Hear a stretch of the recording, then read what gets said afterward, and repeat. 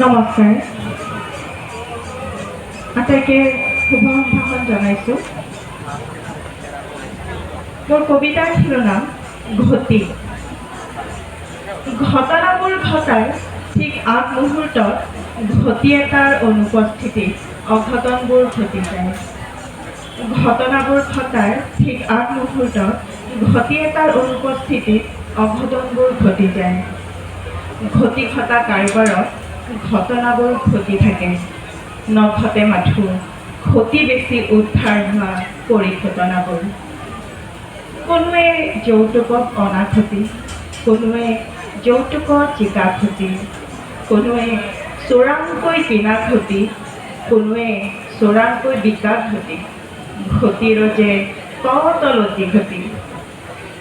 ঘটি খাই হাত এখনত ঘূৰি থাকে বিশ্বাস অবিশ্বাসৰ অস্থিৰতা। ঘটি খাই হাত এখনত ঘূৰি থাকে বিশ্বাস অবিশ্বাসৰ অস্থিৰতা। ঘটিৰ দামৰ ঘাটি নাই, ঘটিৰ দামৰ ঘাটি নাই। ঘাটি থাকে মাথো ঘটনাৰ আঁৰত ৰৈ যোৱা ঘটকবোৰত। সেয়ে ঘটিবোৰক ঘটনাৰ উৎস হ'বলৈ নিদি নিজৰ নিজৰ বৰপেৰা সযতনে সাঁচি ৰখা ভাল। ধন্যবাদ। ধন্যবাদ নিবেদিতা হাজৰিকা। ঘটিৰো যে কিমান লতি ঘটি আমাৰ জীৱনবোৰৰ দৰে বৰ সুন্দৰ কবিতা এটা শুনিলোঁ। প্ৰথম কবিতাটো ঘটিৰ দৰে এটা বিষয়ো কবিতাৰ বিষয় হ'ব পাৰে আৰু আমাৰ জীৱনৰো ৰূপক হ'ব পাৰে, এই কথাটো উপলব্ধি হৈছে মোৰ। আপোনাক ধন্যবাদ জনাইছোঁ।